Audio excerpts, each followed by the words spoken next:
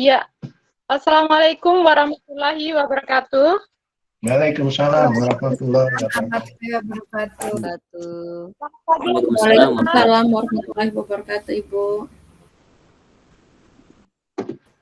Gimana kabarnya hari ini?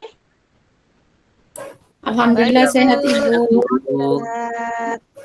Sehat, alhamdulillah. Ini suaranya semangat. Semangat. Iya, Bu. Alhamdulillah. Ya, harus semangat ya. Iya, Bu. Ya. Semangat. Iya, Bu. Semangat. Ya, patut kita panjatkan puji syukur karena hari ini kita diberikan kesempatan untuk bertemu lagi pada kegiatan pembelajaran kita. Ya. Baik, sebelum kita memulai aktivitas kita, ya kita biasakan untuk selalu berdoa. Kira-kira siapa yang akan memimpin doa? Ibu minta Erni, ada Erni? Ya, Ibu. Ya, terima kasih, Ibu. Ya. Ya, teman-teman, supaya pelajaran hari ini bisa berkah dan bisa bermanfaat untuk selanjutnya, mari kita berdoa dalam hati. Berdoa mulai. Selesai. Ya, Ibu. Ya. Amin. Terima kasih, Erni. Ya, untuk pertemuan hari ini, ya kita akan membahas tentang uji kualitas pakan. Ya, sebelumnya, pada pertemuan sebelumnya, kita sudah pernah mempelajari tentang kalau pada ternak unggas, kira-kira pemberian pakannya, jenis pakannya apa kira-kira? Kalau pada ternak unggas. Faisal. Jagung bisa. Jagung. Beras juga biasa kita kasih kalau di tetangga-tetangga, Bu. Iya, jadi betul sekali ya, bagus. Jawabannya bagus, ya. Jadi kenapa perlu memberikan pakan? Santi, kira-kira kenapa ternak itu perlu diberikan pakan? Agar ternak bisa tumbuh dan berkembang, Bu. Karena Ya, pakan adalah hal pokok. Iya, pakan adalah hal pokok. Ya, betul sekali ya. Jadi, pakan itu sangat penting. Jadi, yang pertama itu untuk memenuhi kebutuhan pokoknya. Kemudian yang kedua juga digunakan untuk produksi, ya. Jadi, Allah pernah berfirman, ya. Jadi, hewan ternak telah diciptakan untukmu, ada bulu, ya, yang menghangatkan, kemudian dan sebagiannya bisa dimakan, ya. Jadi itu faedahnya kita memberikan makan kepada ternak. Ya.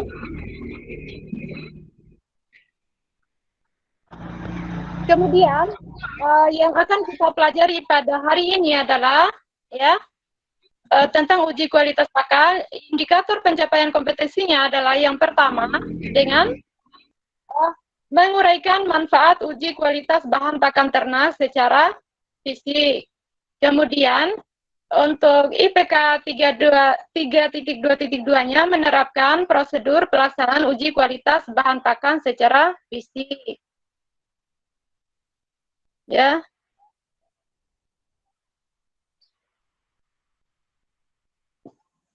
Iya, silakan anak-anak perhatikan gambar ini. Nah, dari gambar yang Ibu tampilkan ini, kira-kira bagaimana menurut anak-anak? Apa yang dapat anak-anak simpulkan dari gambar ini? Terjadi kerusakan bahan pakan kayaknya, Bu. Untuk gambar yang terakhir. Iya, bagus sekali, Tri. Kerusakan bahan pakan. Ya, yang lain. Saya, Bu. Ya. Dari gambar ini sepertinya di antara gambar itu memperlihatkan kualitas pakan yang berbeda, Ibu.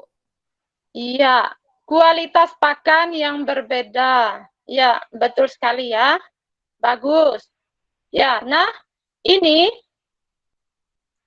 yang akan Ibu berikan kepada anak-anak, ya. Jadi ini sebagai tugas diskusinya anak-anak, ya. Ya, ini orientasi masalahnya. Mungkin ada yang bisa membantu untuk membaca. Widya ada? Ada. Ya, silakan Widya dibantu ya. Iya, Ibu. Maraknya pemalsuan bahan pakan membuat peternak khawatir merugi. Sudah beli mahal namun tidak memberikan efek positif terhadap pertumbuhan ternak. Berbagai kasus pemalsuan bahan pakan ternak yang ditemukan di lapangan berhubungan dengan harga pakan yang meningkat. Kesempatan tersebut dimanfaatkan oleh beberapa penjual untuk mendapatkan keuntungan yang lebih besar. Pemalsuan dilakukan pada bahan pakan ternak yang digunakan, bukan pada pakan ternak yang telah jadi, sehingga identifikasi lebih sulit untuk dilakukan yang lebih besar. Pemalsuan dilakukan pada bahan pakan ternak yang digunakan, bukan pada pakan ternak yang telah jadi, sehingga identifikasi lebih sulit untuk dilakukan. Pembeli yang awam tentu saja tidak dapat mengetahui hal tersebut. Bahkan beberapa bahan tidak dapat terdeteksi hanya dengan pemeriksaan secara mikroskopis, sehingga harus dilakukan pemeriksaan secara kimiawi.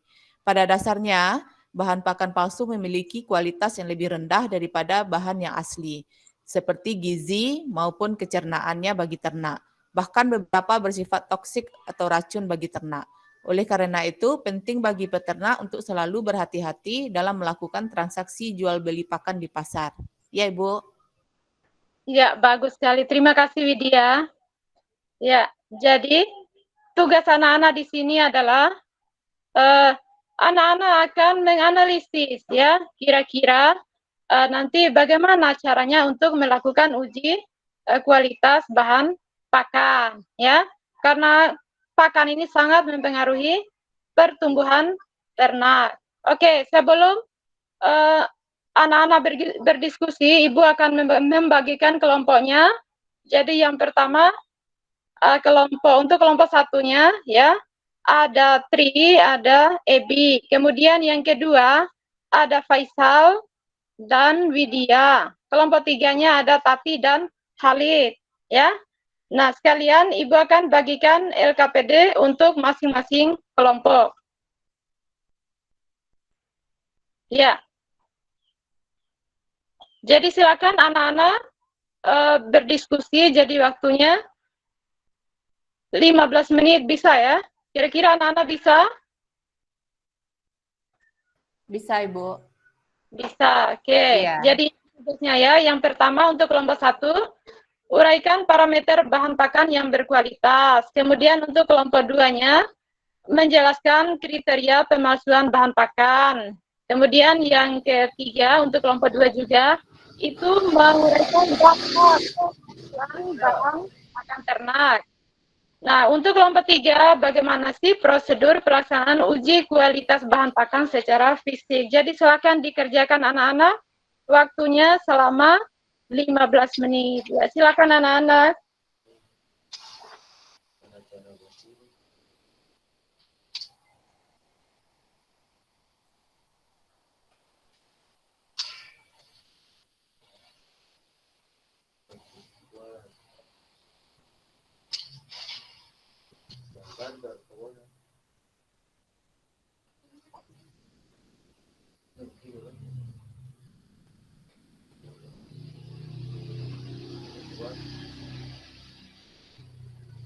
Ya, anak-anak, apakah ada kesulitan dalam mengerjakan LKPD-nya? Nanti sebagai tambahan referensi, ya silakan anak-anak bisa membuka buku dasar pemeliharaan ternak ya. Itu mulai halaman 161. Coba nanti dibuka ya. Ya, Bu. Ya, Ibu.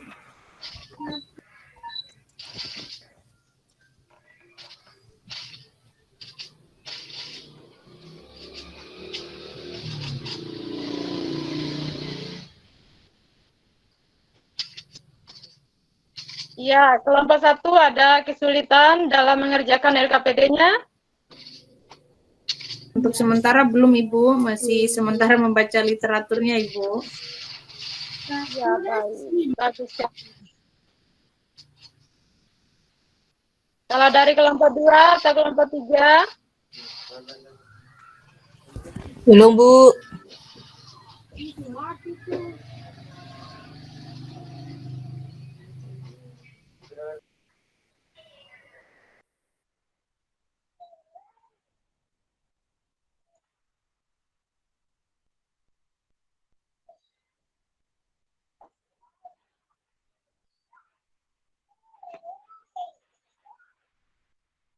Ya, jadi gimana anak-anak? Bertanya Ibu, Ya, boleh Tri.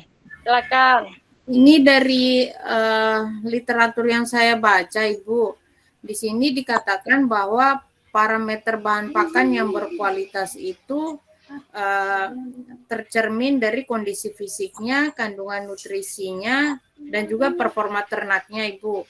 Nah, berarti Ya. kalau misalnya saya mau beli pakan Ibu, berarti Ya. untuk pemeriksaan awal berarti hanya untuk kondisi fisiknya saja ya Ibu ya, sedangkan nutrisinya itu belum bisa saya tentukan apakah ini bagus atau tidak Bu, atau bagaimana Bu?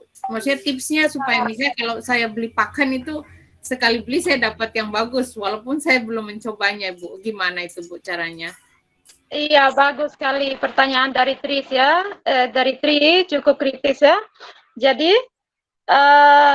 pemeriksaan fisik yang kita lakukan ya, itu mungkin itu yang dapat yang dapat kita lakukan, karena kalau misalnya untuk kandungan nutrisi itu memerlukan uji kimiawi ya, misalnya dengan kita melakukan analisa proksimat ya.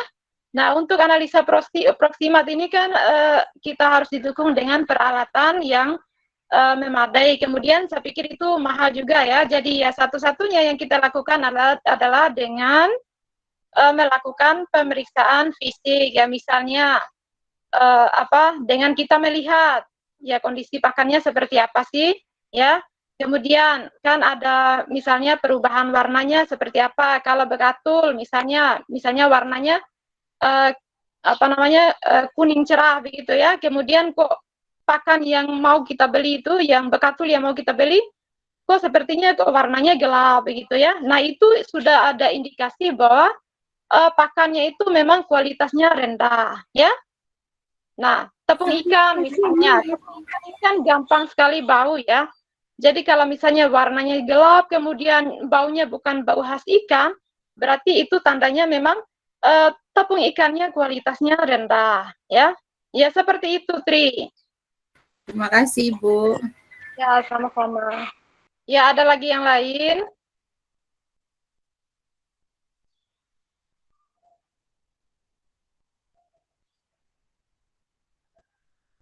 Iya, anak-anak waktu untuk mengerjakan LKPD-nya cukup ya. Jadi, Ibu minta untuk yang pertama, penampilan pertama itu kelompok 1 ya. Oh iya, ternyata ini kelompoknya Tri ya. Jadi silakan Tri dengan Ebi. Baik Ibu. Parameter bahan pakan yang berkualitas tercermin dari kondisi fisiknya, kandungan nutrisinya, dan juga pencapaian performa ternaknya. Bahan pakan dan pakan dikatakan berkualitas fisik apabila memenuhi beberapa persyaratan, diantaranya bentuk dan ukuran. Contohnya, jika bahan pakan berupa butiran atau bongkahan dengan tekstur yang masih kasar, maka untuk dapat digunakan perlu dilakukan penggilingan. 2. Warna, bau, dan rasa.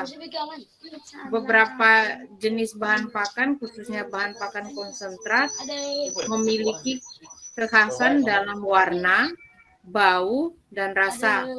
Jika bahan pakan tersebut tercampur dengan bahan lain atau dipalsukan, maka warna, bau, dan rasanya berubah dengan tingkat kontaminasi atau kadar pemalsuannya. Selanjutnya, jika dicampur dengan bahan lain atau sudah rusak karena penyimpanan yang terlalu lama, maka warna, bau, dan rasanya akan berubah. Selanjutnya akan diteruskan sama teman kelompok saya, Ibu. Oke, bagus sekali. Terima kasih Tri, ya, penyampaian yang bagus sekali. Ya, silakan Ebi ya. Ya. Iya, Bu. Lanjutkan Ebi. Ya, Ibu, pertanyaan yang kedua. Maaf, Bu. Ya, yang pertama. Opsi yang ketiga, Ebi. Yang ketiga ya, Bu ya. Ya, yang tidak tercampur. Yang ketiga tidak tercampur dengan benda asing atau kontaminan atau sampah.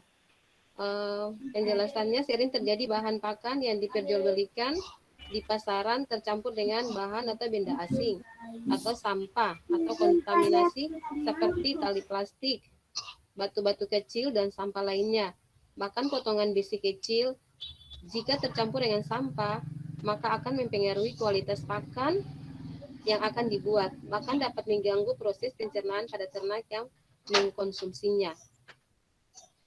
Yang berikut, tidak berkutu.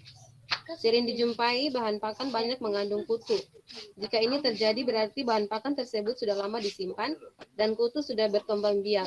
Akibatnya akan mengurangi kualitas bahan pakan tersebut. Bahan pakan sudah keropos, kandungan gizinya sudah berkurang. Dan yang kelima, itu ya. Ya, terima kasih. Bagus ya. Ya, Bu. Ya, terima kasih. Kemudian, kira-kira ada tanggapan dari kelompok lain atau pertanyaan kelompok 2 atau kelompok 3? Silakan.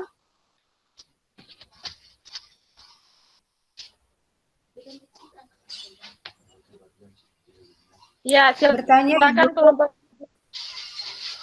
Ya, silakan Erni. Tadi di sini dikatakan bahan pakan sudah keropos. Keropos itu seperti apa maksudnya, Bu? Bahan pakan yang sudah keropos. Iya. Ya, silakan kelompok 1. Pertanyaan bagus sekali dari Erni. Ya, silakan ditanggapi. Ya, Tri dan Ebi, ya, silakan menanggapi pertanyaan dari kelompok 2. Maaf Ibu, saya belum tahu jawabannya Ibu. Mungkin mohon bantuan dari Ibu untuk teman-teman yang lain. Saya, Bu. Iya, Lydia, silakan. Mungkin yang dimaksud dengan keropos itu bahan pakan itu strukturnya itu sudah rusak gitu Ibu, enggak utuh lagi. Jadi kalau dia seandainya bentuk pelet, jadi kan bentuk pelet itu seharusnya bentuknya kan teratur gitu. Jadi kalau dia sudah keropos itu dia sudah strukturnya itu sudah rusak dan sudah bentuknya itu sudah tidak jelas gitu. Mungkin seperti itu Ibu. Iya, ya betul sekali, bagus ya. Itu jawaban dari Widya ya. Bagaimana? Erni, bisa diterima? Ya, Ibu. Makasih. Ya, kalau ya, kalau pada tanya kan ada kalau jagung sudah terlalu lama itu kan di dalamnya itu kan ada apa namanya kayak lubang-lubang begitu, ya. Jadi ada lubang-lubang begitu. Kemudian kalau pada kedelai juga sama ya. Biasanya semakin lama semakin keriput. Kemudian di dalam itu ternyata sudah seperti apa namanya kayak tepung gitu ya, jadi kelihatan yang di luarnya saja padahal yang di dalamnya itu ternyata sudah rusak ya. Seperti itu ya Erni. Ya Bu, makasih. Ya baik, saya rasa cukup ya untuk apa namanya untuk kelompok 1.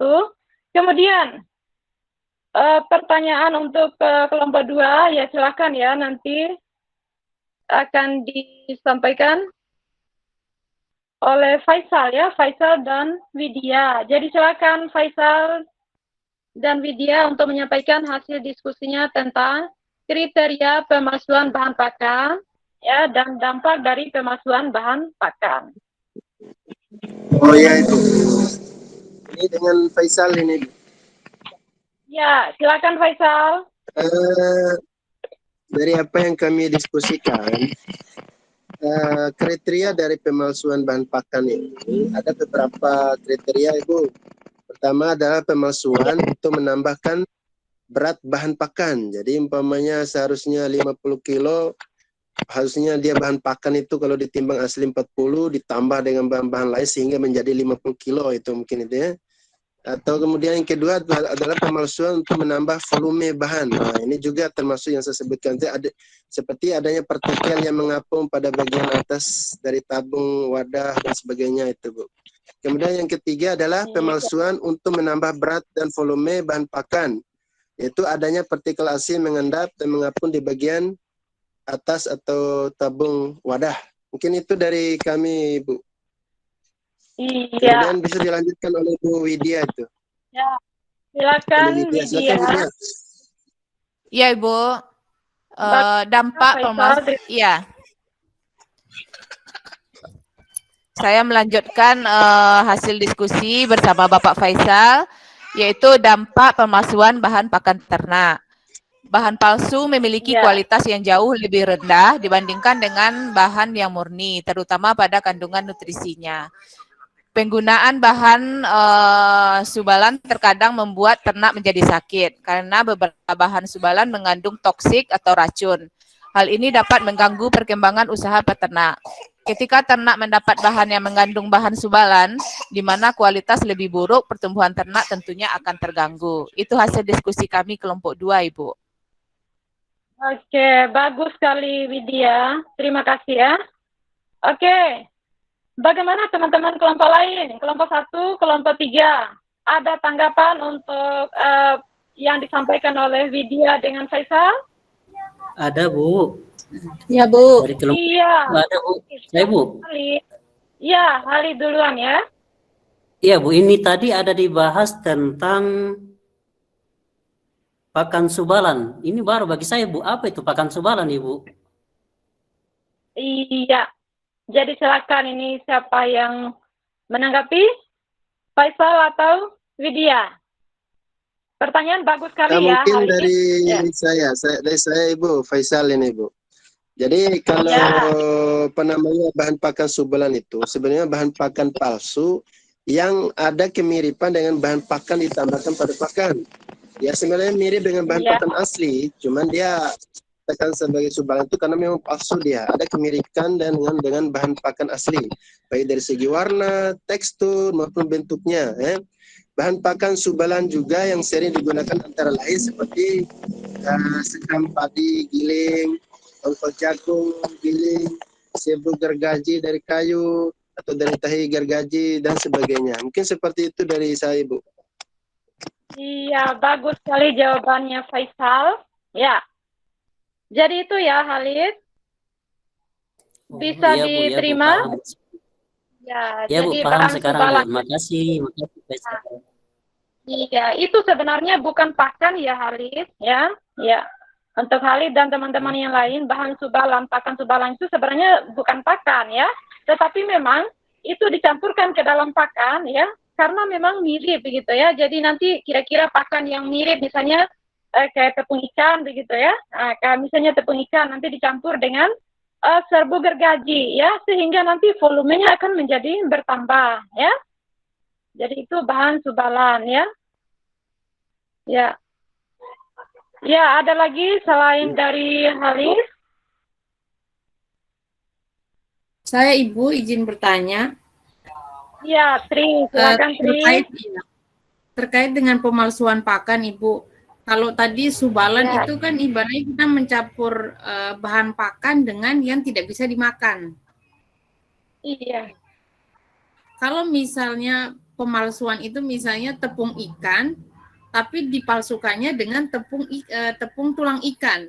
Kira-kira itu masuk kategori pemalsuan atau tidak, Ibu? Iya. Kira-kira bagaimana? Pertanyaan bagus sekali ya dari Tri. Ada tanggapan dari Widya atau dengan dari Faisal? Oh ya, memang kita pahami juga ya Ibu Tri ya, bahwa memang kalau tepung tulang lah kita bilang kan, atau tepung ikan itu kan, ya memang bagian dari bahan pakan. Tetapi kalau itu dibuat oleh pabrik dan di dalam komposisinya itu tidak terdata bahan yang disebutkan tadi, maka bisa dikatakan adalah pemalsuan label gitu, atau pemalsuan komposisi gitu.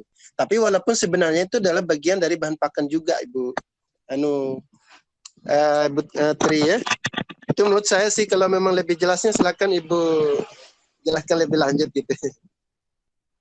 Iya, bagus sekali jawabannya Faisal ya. Jadi pada dasarnya tepung tulang itu adalah bahan pakan ya, itu sebagai sumber mineral ya. Nah, ada pemakaian tepung tulang ya. Itu cukup digunakan juga ya, banyak digunakan juga ya, seperti yang tadi yang Faisal sampaikan, kalau memang misalnya pada label itu ya, pada label komposisi bahan pakan ternyata bahan itu disembunyikan begitu ya, dan bahan pakan yang dimasukkan itu adalah bahan pakan ternyata yang lain, bukan yang tertera di label ya. Ya itu namanya pemalsuan ya. Tetapi pada dasarnya memang tepung tulang, kalau misalnya seperti tepung ikan ya, itu kalau misalnya tepung ikan itu kan bukan tepung ikan ya, maaf, yang tadi tulang ikannya, kalau misalnya digiling ya, digiling kemudian digiling sampai halus ya, jadi itu juga bisa digunakan sebenarnya ya, bukan tidak bisa ya. Itu juga termasuk dalam bahan pakan ya. Saya pikir seperti itu Tri ya. Iya Ibu, terima kasih untuk penjelasannya. Sama-sama ya. Saya pikir untuk kelompok 2 cukup ya. Ya, kita lanjut lagi ke kelompok 3. Jadi bagaimana prosedur pelaksanaan uji kualitas bahan pakan secara fisik ya. Silakan kelompok 3 ini ada Tati dengan Khalid ya. Silakan menyampaikan hasil diskusinya, mempresentasikannya. Iya, siapa dulu ya? Iya, Tati dulu deh. Iya. Tati dulu ya. Ya. Terima kasih Ibu untuk kelompok 3 prosedur uji kualitas pakan.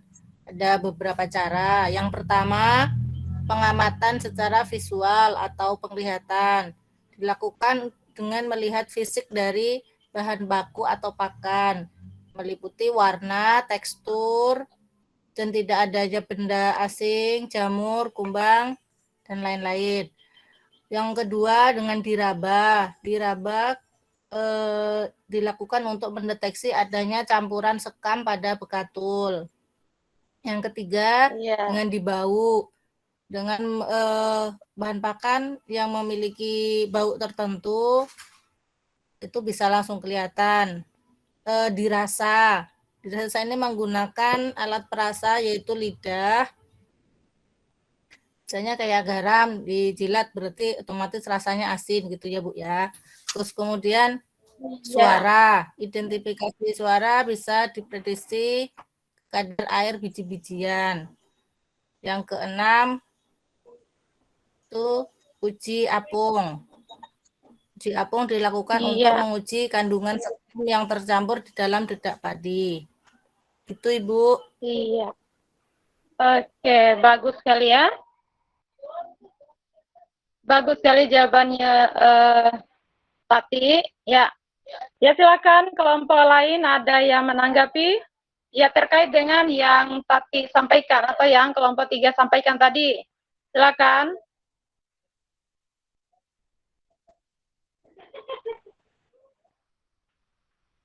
Ya, bagaimana anak-anak? Masih semangat?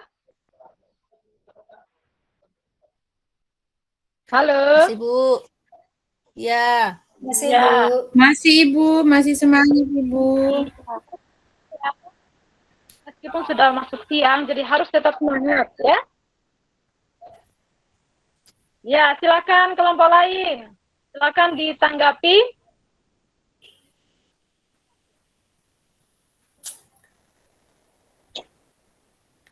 Bahan pakan yang sering dipalsukan itu contohnya apa saja Ibu?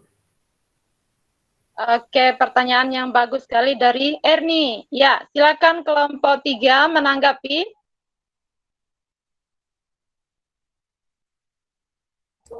Oke, boleh Bu, saya tanggapi. Oke, silakan Biasanya, Halid. iya Bu, biasanya itu yang sering Ya. dipalsukan biasanya bekatul, dipalsukan dengan sekam padi yang digiling. Iya, Atau betul mungkin juga sekali. bisa bungkil jagung dengan tongkol jagung yang digiling. Tepung Iya, ikan biasa diganti dengan serbuk gergaji. betul Mungkin ya. kemudian ya, tepung gaplek mungkin Ibu Ya. kadang diganti dengan batu giling. Iya, betul sekali ya. Nah, betul sekali yang disampaikan oleh Halid. Iya, Ya. ada ya. Iya Bu. Tapi mungkin masih bisa Iya. ada yang lain. Iya Iya. Bu. Mungkin saya begitu Bu. Silakan Saudari Iya. Tati. Boleh. Cukup. Iya, cukup. Jadi itu ya. Jadi bahan apa namanya? Bahan pakan yang merupakan bahan subalannya ya. Apa namanya? Bahan pakan yang dicampur dengan bahan subalannya itu yang pertama ya bekatul. Seperti tadi yang disampaikan oleh Hafiz ya, itu bagus sekali ya. Jadi contohnya bekatul. Bekatul itu ada juga yang dicampur dengan sekam padi ya. Kemudian ada juga bungkus jagung, itu dicampur dengan tongkol jagung yang sudah digiling. Kemudian ada juga tepung ikan, itu dicampur dengan serbuk gergaji, ya. Nah, kemudian ada juga tepung gaplek, ya. Itu dicampur dengan batu giling, ya. Ada batu giling, batu itu warnanya putih, ya. Biasanya kan kalau orang itu untuk batu ini kan biasanya sebagai bahan bangunan rumah ya, jadi sebagai pengganti batu bata ya. Ya karena memang warnanya sama-sama putih, jadi sehingga ada orang yang memang memang mencampur bahan pakan tersebut dengan batu ini ya. Jadi yang harusnya untuk ini pengganti batu bata untuk bahan bangunan, kemudian orang menggunakannya untuk dicampur dengan bahan pakan ya. Oke, ada lagi yang lain? Maaf Ibu.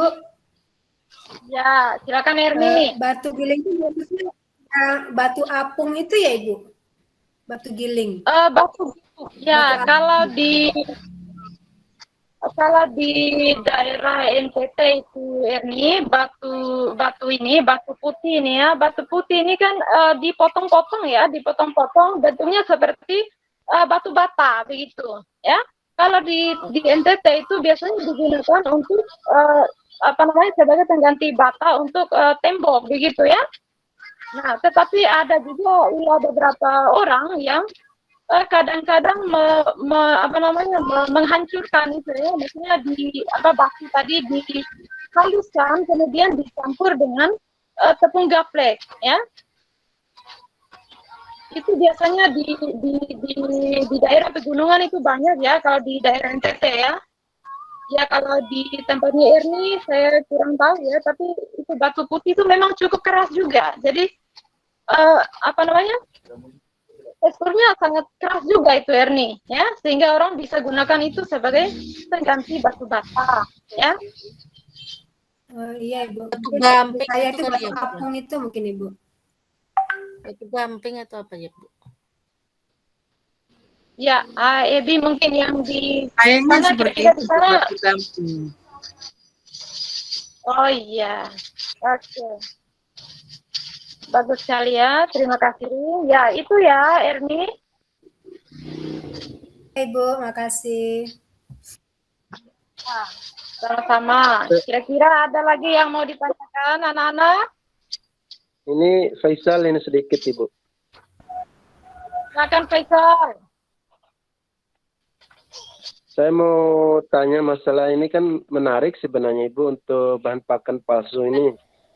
Nah kira-kira dari ini kan dari kayak sekam, tongkol, dan sebagainya ketika dicampur dengan bahan pakan asli itu kira-kira ada dampak negatifnya enggak pada ternak itu? Kalau seperti dampaknya seperti apa modalnya? Iya, bagus sekali. Ya, ya, terima kasih pertanyaan yang sangat bagus sekali dari Faisal. Ya, jadi ada banyak ya dampaknya apabila pakan itu dipalsukan ya. Jadi secara umum kita bilang pakan dipalsukan begitu ya. Yang pertama, ya dampaknya misalnya begini, kita sudah membeli bahan pakan dengan harga mahal ya, tetapi ternyata karena kita tidak tahu ya, jadi pada akhirnya ternyata misalnya pakan itu dipalsukan. Nah itu kan secara otomatis tidak memberikan efek kepada pertumbuhan ternak ya. Nah iya pada akhirnya karena tujuan pemeliharaan ternak, tujuan budidaya ternak ini kan untuk mendapatkan keuntungan yang maksimal. Tetapi karena dengan mengkonsumsi pakan yang kualitasnya rendah ya, secara otomatis itu akan menurunkan kualitas hasil produksi ya.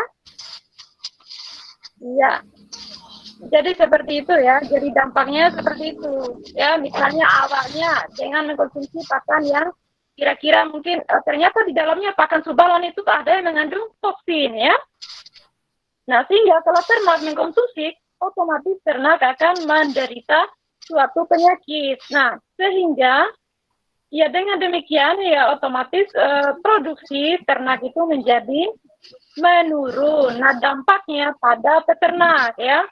Ya peternak yang tadi awalnya orientasinya ingin mendapatkan keuntungan yang maksimal ya. Nah, ternyata dengan bahan yang tadi yang dipalsukan, dengan bahan pakan yang dipalsukan ya, itu diberikan pada ternak ya tidak mempengaruhi pertumbuhan ternak ya. Nah, sehingga secara otomatis ya ternak mengalami kerugian ya. Ya seperti itu Faisal ya.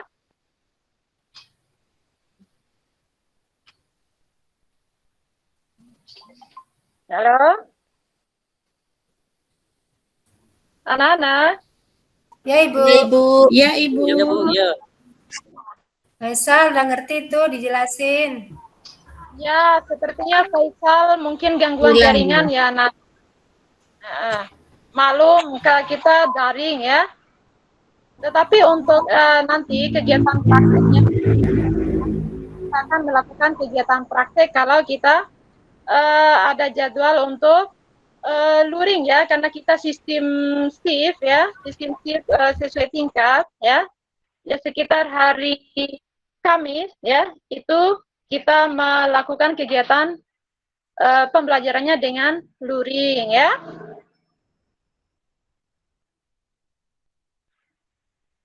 Iya, saya pikir seperti itu ya. Kira-kira ada lagi pertanyaan anak-anak? Sudah ada Ibu, sudah jelas. Ya, sudah jelas ya. Oke, ya dari apa yang Ibu sampaikan tadi, anak-anak bilang sudah jelas ya. Oke, baik, untuk mengecek ya. Nah, apakah betul anak-anak ini sudah mengerti ya? Nah, Ibu tanya lagi ya. Kira-kira kenapa sih ada beberapa orang yang membuat pakan ini atau yang memasukkan pakan? Kira-kira tujuannya apa? Ya, nah, siapa yang bisa menjawab? Faisal, ya silakan Faisal. Ya kan sudah disebutkan oleh Ibu tadi kan. Jadi sebenarnya pedagang itu curang itu salah satu untuk mendapatkan keuntungan yang lebih gitu. Ini mau banyak untung aja akhirnya dipalsukan dengan menambahkan barang-barang tertentu. Padahal sebenarnya kualitasnya rendah itu. Jadi sebenarnya cari untung sebenarnya itu mungkin Ibu. Iya, jadi bagus sekali ya jawabannya Faisal. Ya sebenarnya itu yang mau mencari untung ya. Jadi dengan penambahan bahan subalan tadi, akhirnya volumenya menjadi besar ya. Kemudian dijual lagi dengan harga yang mahal ya, sehingga otomatis itu mendapatkan keuntungan yang sangat besar ya bagi yang memasukkan pakan itu ya. Ya, tetapi tadi seperti yang Ibu jelaskan, efeknya pada peternak itu yang mengalami kerugian. Lalu bagaimana caranya? Ya, pertanyaan kedua anak-anak ya, kira-kira bagaimana caranya antisipasinya kita supaya kita tidak membeli pakan yang dipalsukan, ya, atau pakan yang kualitasnya rendah itu, ya. Kira-kira gimana anak-anak? Teliti sebelum membeli, Ibu, teliti bahan pakannya, Ibu. Betul ya, betul sekali. Bagus ya, bagus Tri jawabannya. Jadi kita harus teliti ya, kita juga tidak mau rugi ya. Nah, jadi harus teliti ya, seperti yang tadi disampaikan, yang didiskusikan, caranya seperti apa sih? Misalnya dengan melihat ya, pengamatan visual, ada perubahan warna ya. Kemudian baunya kok beda ya, baunya kok beda dari aslinya.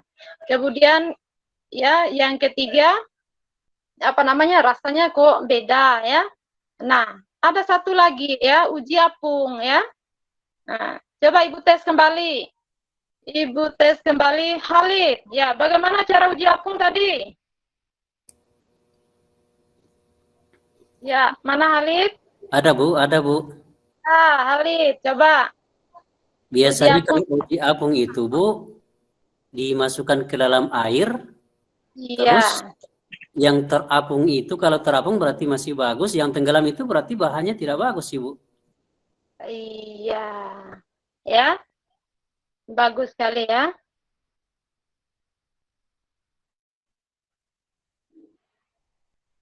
Ya, kalau bagian dedaknya ya, jadi kalau misalnya yang diuji ini dedak ya, jadi kalau bagian yang terapung itu lebih banyak ya, itu sebenarnya kualitasnya kurang baik ya.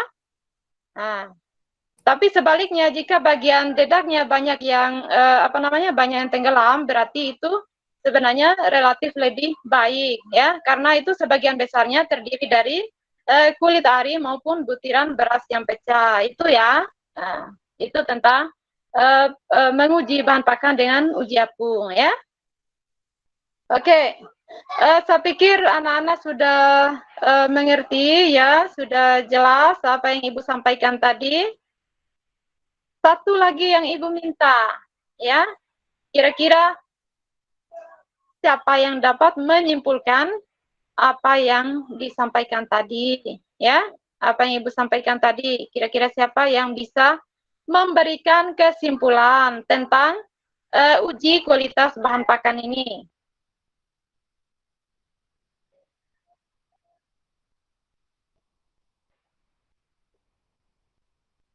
Saya, Bu. Ya, Widya.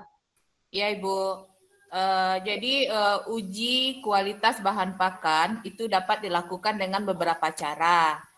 Yang pertama itu adalah dengan melakukan pengamatan visual atau mengandalkan indera penglihatan, yaitu dengan melihat bagaimana kualitas bahan pakan tersebut.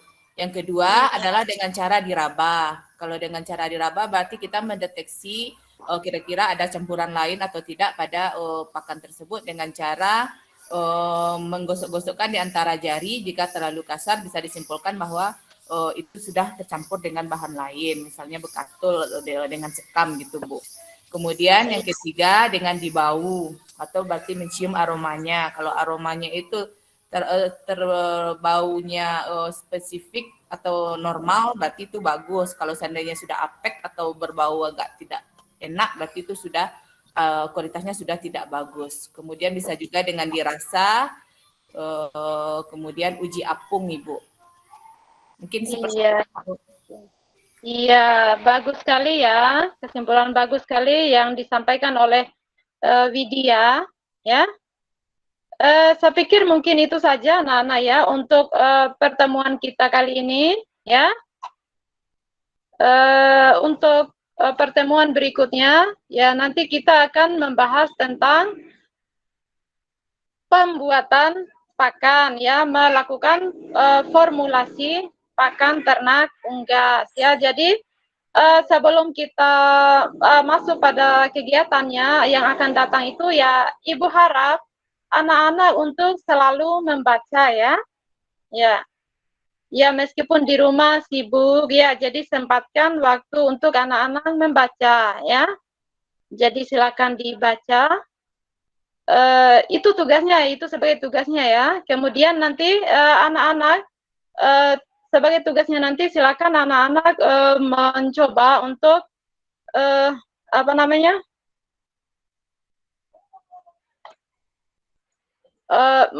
Mencoba melakukan formulasi ya.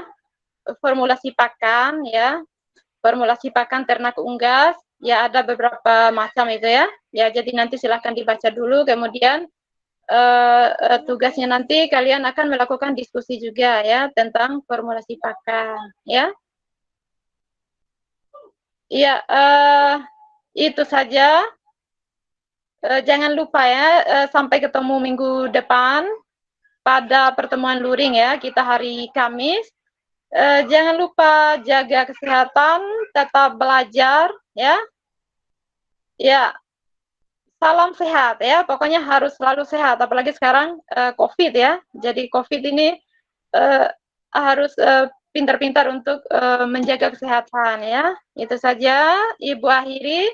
Wassalamualaikum warahmatullahi wabarakatuh. Jangan dimatikan, Bu. PPT-nya jangan dimatikan. PPT-nya jangan dimatikan ya. PPT-nya jangan dimatikan, Bu Nur Wahida. Ya, baik. Terima kasih Bu Nur Wahida sudah melakukan teaching ya. Ini ada komentar saya ya. Pembelajarannya sudah bagus ya, suaranya keras Bu Nur Wahida, suaranya banter keras ya. Kemudian step-stepnya tadi sudah menunjukkan pembelajaran konstruktivis ya, sampai ditutup tadi. Namun ada beberapa hal ya yang perlu saya sampaikan ya, yang mungkin sebaiknya tidak diulang lagi baik oleh Bu Nur Wahida atau oleh Bapak Ibu guru yang lain ya. Yang pertama adalah ketika Ibu Nur Wahida tadi menayangkan IPK, nah, sebaiknya IPK saja, ya jangan menanyakan materi. Ya, tadi ada di materi itu. Nah ini dihindari, IPK saja. Mengapa? Ya supaya nanti pembelajarannya konstruktivis. Nah kalau sudah ditanyakan materi, nanti akhirnya otomatis Bu Nur Wahida tadi memberi penguatan. Nah ini dihindari supaya siswa dulu yang mencari pengetahuan konstruktivis ya. Kemudian yang kedua juga ini juga harus dihindari. Coba ditayangkan slide yang nomor 5. Slide nomor 5. Nah ini pas slide nomor 5 pas ini ya. Ini maksudnya apa? Ada kelompok 1 kurung kelompok 2 kelompok 3, apa maksudnya Bu Nur Wahida?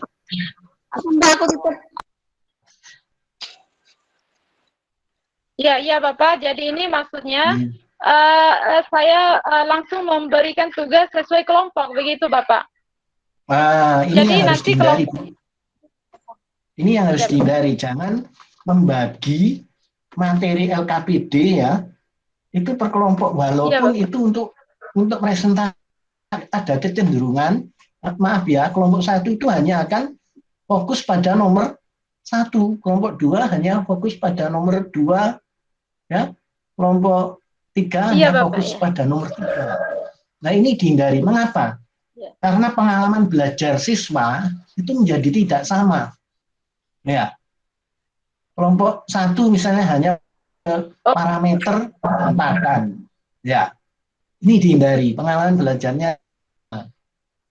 Kita ingin semua siswa itu memiliki pengalaman belajar yang sama. Kalau ada 3 pertanyaan misalnya, semuanya menjawab 3 pertanyaan itu, walaupun nanti presentasinya menjawabnya itu dibagi, tapi jangan ditampilkan sejak awal.